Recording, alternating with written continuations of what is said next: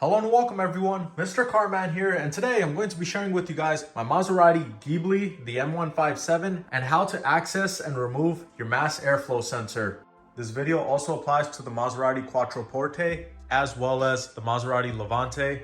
So underneath the hood, since this has the V6 twin turbo engine, we're going to have two mass airflow sensors, one on each side. We are first going to remove the air box. And to remove the air box, there are three metal tabbings, and all you have to do is use a flathead screwdriver and slowly pry these tabbings back. It'll open up the lock, and then we'll be able to pull the plastic top.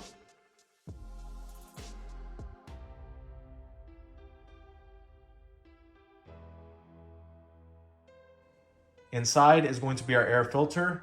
Set it aside. And also a tip right here, if you have larger hands, you can remove this rubber air duct, and to remove it, all you have to do is push these two tabs and pull it right out.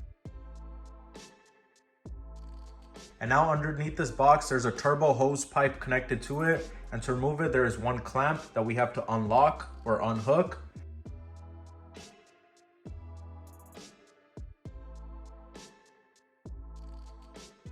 And then you can wiggle the air box, pull it up, and mass airflow sensor cable will be right here. You're going to unlock it by pushing the yellow tab back and then pushing and pulling the cable down.